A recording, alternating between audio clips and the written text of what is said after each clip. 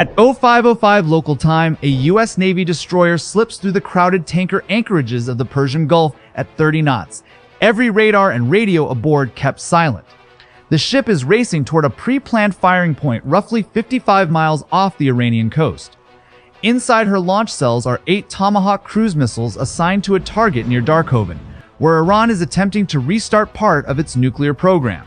If the destroyer or its missiles are detected too early, the strike could be compromised. The officer of the deck guides nearly 9,000 tons of warship through the anchorage using navigation instruments, bearing drift, binoculars, and nerve. Loaded tankers sit at anchor across miles of water, while dhows weave unpredictably between them. One radar sweep would make the navigation easier. But one radar sweep is precisely what the destroyer cannot afford. Iranian surveillance systems ring the Gulf, and they do not necessarily need to see the ship to detect its presence. Sometimes, all they need is for it to transmit once.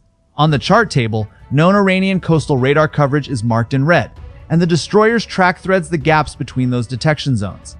Where the ship cannot avoid a radar area, it disappears into the traffic, becoming just another hull among the tankers. The destroyer is racing toward a pre-planned launch basket, a designated area of ocean selected weeks earlier by a distant planning team.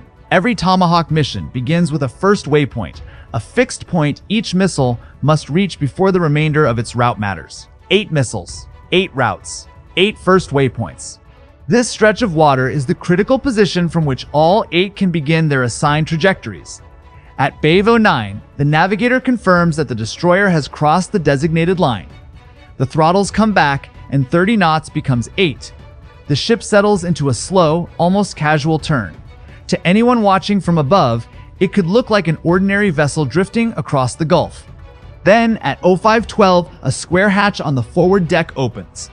The first missile erupts into the sky on a column of white fire. The roar follows a fraction of a second later, accompanied by a pressure wave felt across the deck. The missile pitches forward, its wings unfold, the turbofan ignites, and the weapon drops toward the water. 7 more follow in rapid succession. Hatch, flame, pitch, wings, drop. Then the deck is empty. Roughly 200 miles to the south, inside the flagship's Combat Information Center, a strike controller watches 8 new tracks appear on his display and starts a countdown. The missiles descend toward the wave tops and separate into different routes. Booster casings tumble into the Gulf behind them. 2 head north, 2 swing south, 2 hold the center, and the final pair banks west. On the destroyer's bridge wing, an officer watches the last exhaust plume flatten against the horizon and disappear. 8 launches in roughly 2 minutes have transformed an hour of careful silence into an unmistakable signature visible to anyone watching the coastline. The destroyer is only 55 miles offshore, well inside the potential reach of Iranian coastal anti-ship systems. The captain has known the risk from the beginning. Now the ship turns toward open water at flank speed. Somewhere along the coast, Iranian crews are beginning their own calculations. For the destroyer, the next hour is about distance, speed, and survival. For the missiles, there are roughly 30 minutes left to the target area. 4 minutes into the morning shift, a radar crew near the Ghadir area notices something unusual. The northern portion of the display had been quiet for days. Now, returns begin to bloom across the scope. The operator leans closer, but the contacts refuse to sharpen. They appear as broad, slow-moving smears drifting westward, almost like weather moving against the pattern. Within a minute, the lead controller alerts the IRGC network. Raid inbound, bearing approximately 090, number of contacts uncertain. The Ghadir system provides long-range early warning by using signals capable of interacting with the upper atmosphere, allowing operators to detect objects far beyond normal line-of-sight limitations. But there is a trade-off. The returns are broad and imprecise, providing warning measured in tens of miles rather than a precise track. It is like hearing thunder from a storm still below the horizon. You know something is coming. You have a rough idea of where it is, but you do not know exactly where the lightning will strike. The incoming missiles must still be acquired by systems closer to the coast.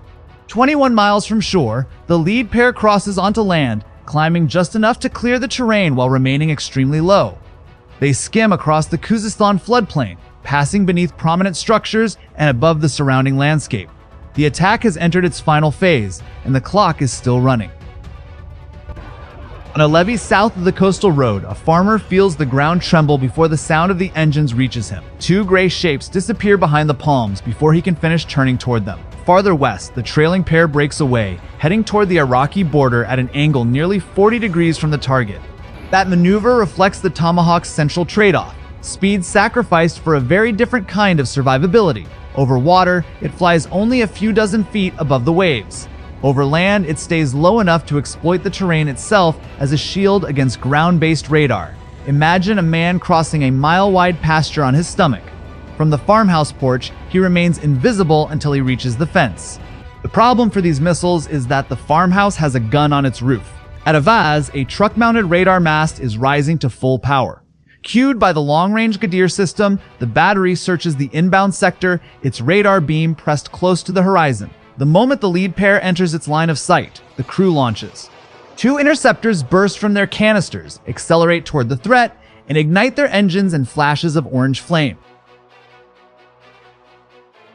At the top of the mast sits a flat panel array known by NATO as Tombstone, the engagement radar associated with the S-300 PMU-2, one of Iran's longest-range Russian-built air defense systems. Its interceptors are designed to engage targets at high speed while carrying large fragmentation warheads. But the system has a fundamental limitation. The missiles depend on the radar to illuminate and continuously support the target. The interceptor can only follow what the ground radar can keep in view. Lose the radar track, and the engagement becomes dramatically harder. Both interceptors accelerate rapidly, closing on a target the radar can see for only a brief window. The first detonates above and behind the lead missile's flight path. The second misses and tears into an irrigation levee, sending a cloud of dirt into the air. The Tomahawk disappears through the debris and continues on course. Avaz had every reason to expect a successful engagement, yet the result comes down to geometry rather than marksmanship. With both radar and missile operating close to the ground, the curvature of the Earth limits the distance at which they can see one another. The advertised range of the system assumes a target with enough altitude to remain visible. Against a low-flying cruise missile, the available engagement window can shrink to only minutes.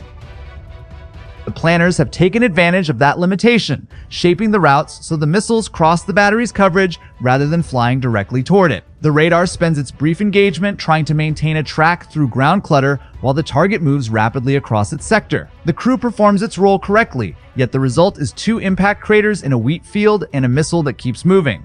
All four missile pairs are now through the coastal belt, and the defenders have to try something different, something that does not involve firing at the missiles at all. At the Khuzestan Air Defense Sector headquarters, the commander watches several low-altitude tracks appear and disappear across the display. Each radar briefly acquires a Tomahawk before the horizon swallows the contact again. The raid is only minutes from Darkhovin, and everyone in the room knows it. On the plot, the Western pair remains particularly puzzling. Two missiles heading toward the Iraqi border, far from the direct route to the target.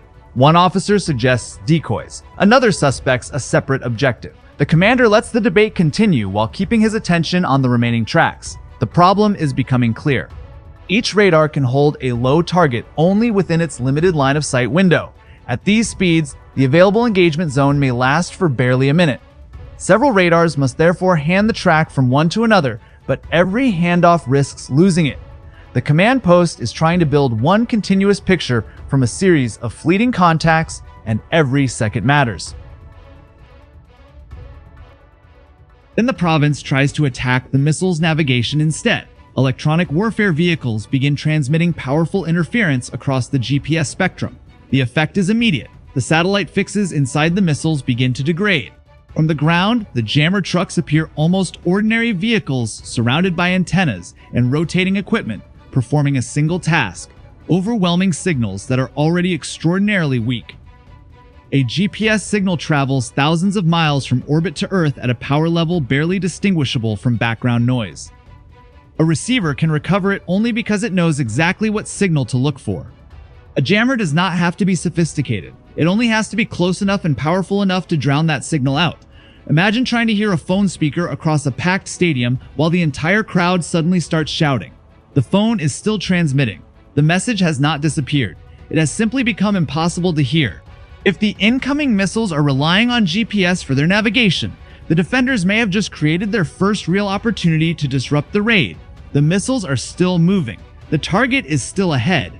But now, for the first time, the question is no longer whether they can be seen, it is whether they can still find their way.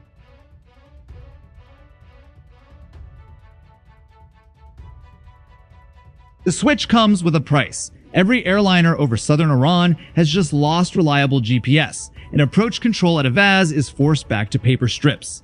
The province is effectively blinding itself to protect one construction site. One by one, the 8 Tomahawks flag their satellite fixes as unreliable. None of them changes course.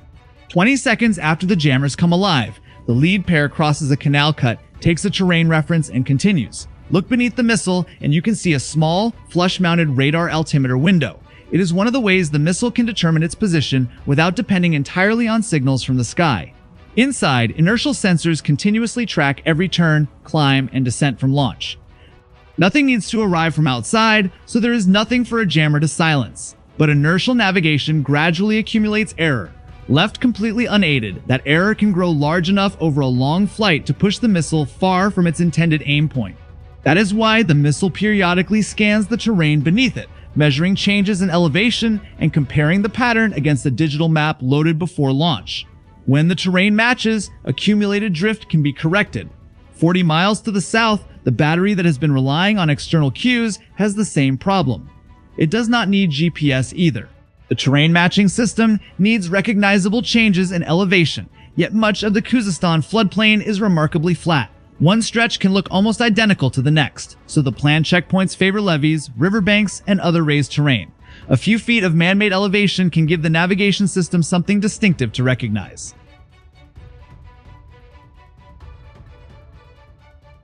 The route planners have studied the province's elevation data in extraordinary detail. 20 minutes into the jamming, the tracks on the sector commander's display have barely changed. He is spending enormous power trying to disrupt missiles that have already switched to navigation methods the jammers cannot easily touch. He has no way of knowing that. Somewhere in Tehran, the problem has just moved from electronic warfare to damage control. On the highway out of Avaz, buses carrying the Darkhovin site's day shift leave the depot on schedule. The drive to the facility takes roughly 40 minutes, and nobody has warned them. 200 miles away, the strike controller watches regular data bursts from the missiles. Position, fuel state, engine status, and updated navigation information. A small antenna on the missile's upper surface allows communication in both directions. The missile itself does not make strategic decisions, but its mission can be updated while it is in flight. An operator can adjust elements such as the aim point or timing, provided the missile remains capable of reaching the new destination. Think of it as a marathon runner reporting at every mile marker. The finish line can still change, but only within the limits of the runner's remaining fuel and distance. The doctrine is often described as keeping a human in the loop. If reliable information suddenly indicated civilians were present at the target, the mission could theoretically be altered or aborted. The controller, however, is watching something else entirely. The day shift buses left 11 minutes ago. They still have roughly 40 minutes of road ahead of them. The missiles arrive in 7. The timing leaves no room for hesitation. His hand stays away from the console. Nobody calls.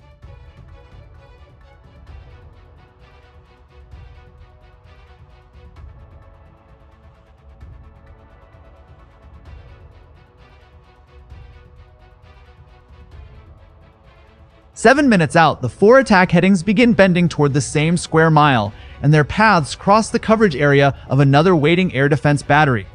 On the flagship's threat display, the Avaz S-300 system burns brightly, its position updated with every radar sweep. Farther south, another battery's information is already several days old. The battery that fired and missed is no longer the immediate problem. The one that has not fired yet is. A flat radar panel on a truck bed slowly tilts upright, aimed toward the corridor where the eastern pair is expected to appear. Inside the command shelter, the battery commander has heard the earlier engagement over the network. Avaz fired and missed. He has something Avaz did not have: time. The 2 missiles turning toward his sector are the only ones he can see, and nobody has told him that 6 others are approaching elsewhere. He also understands the danger of turning his radar on. In this campaign, a transmitting radar is more than a sensor, it is a return address for the enemy's next attack. The orders leave no room for silence. The eastern pair finally crests the radar horizon. A launch canister vents, and an interceptor streaks upward on a column of flame. The weapon is associated with the Bavar 373, Iran's indigenous long-range air defense system, fielded in 2019. The interceptor, a Sayad 4B, is designed to climb toward the predicted interception point before using its own onboard seeker during the final phase. The radar does not need to search the entire sky. The network has already provided a bearing narrowing the search to a specific corridor. The system waits, watches, and then commits. A few repeated radar observations are enough to build a track, estimate where the missile and interceptor will meet, and send the weapon toward that point. Iranian officials claim the Bavar 373 can detect and engage targets at very long distances, but independent combat evidence for those maximum performance figures remains limited. What matters now is much simpler. The battery has acquired 2 targets, the interceptor is already airborne, and the remaining 6 missiles are still somewhere beyond its view.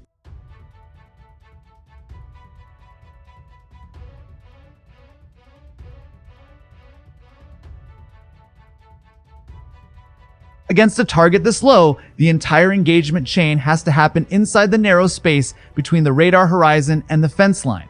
The Sayad 4B arcs upward, then descends toward the eastern pair as its onboard radar comes alive for the final phase. The difficult part is not the chase, it is the last fraction of a second, when the proximity fuse has to distinguish the missile from the ground beneath it. Dirt, terrain, and the target can arrive in the radar picture almost simultaneously. The interceptor detonates slightly high and behind the Tomahawk, sending most of its fragmentation pattern harmlessly into the sky. A handful of fragments clips the missile's rear control surface. It is damaged, but not a kill. The Tomahawk corrects and continues, albeit with a damaged outboard surface. The Bavar crew prepares for another engagement, but the opportunity is already disappearing. The remaining missiles have crossed beyond the battery's effective coverage. 7 continue cleanly. 1 continues wounded. 90 seconds remain. 4 pairs are now making their final turns toward the same target area, their approach directions spread around the compass. The western pair's long diversion toward Iraq has already reversed, eliminating the earlier suspicion of a separate objective. In the command post, the explanation becomes clear. The missiles were launched over roughly 2 minutes, but their routes were deliberately designed around that staggered launch sequence. The first missile out takes the longer route. The last missile out takes the shorter one. The difference in distance compensates for the difference in launch time, bringing all 8 weapons into the target area within seconds of one another. What looks chaotic from the outside is actually a carefully synchronized schedule built backward from a single moment.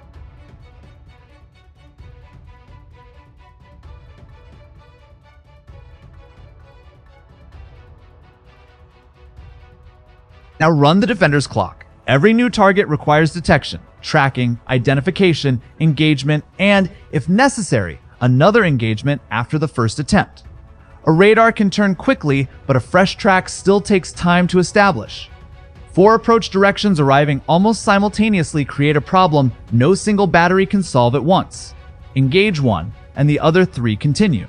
Turn toward another, and the first disappears from the radar picture. Reloading takes far longer than the remaining flight time. This is the logic behind a time-on-target strike. Several weapons approach from different directions but arrive together, forcing the defender to divide attention at exactly the moment when concentration matters most.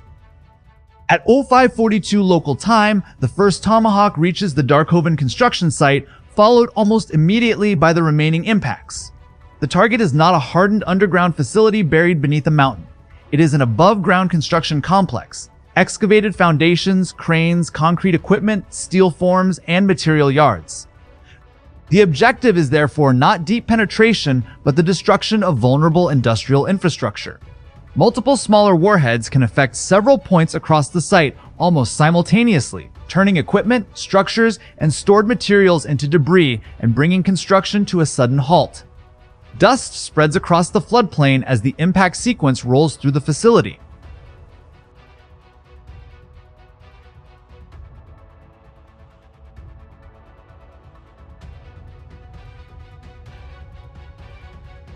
"10 miles up the road, the windows of a passing bus vibrate in their frames. In the final seconds of flight, the missile's terminal guidance systems begin making their last corrections, comparing what they see below with the target picture stored in their guidance systems. Most complete the maneuver and continue toward their assigned aim points. But Tomahawk 6 is different. Its earlier damage has weakened an outboard control surface, limiting the roll rate available to the autopilot. The guidance system knows where the missile needs to go, but the damaged airframe cannot turn quickly enough to follow the correction. A small navigation error becomes a much larger miss in the final seconds. On the flagship, the last telemetry burst arrives. Then the display goes quiet. The strike controller records the time and steps away from the console. The defenders fired when their systems allowed them to fire, but the combination of low altitude, terrain, timing, and multiple simultaneous approaches overwhelmed the remaining engagement opportunities. The construction site is left heavily damaged while one missile falls short of its intended aim point. The raid is over. For the crews who planned it, the result comes down to a simple principle. The battle was decided not by one spectacular weapon, but by timing, navigation, and 8 separate trajectories converging on the same moment.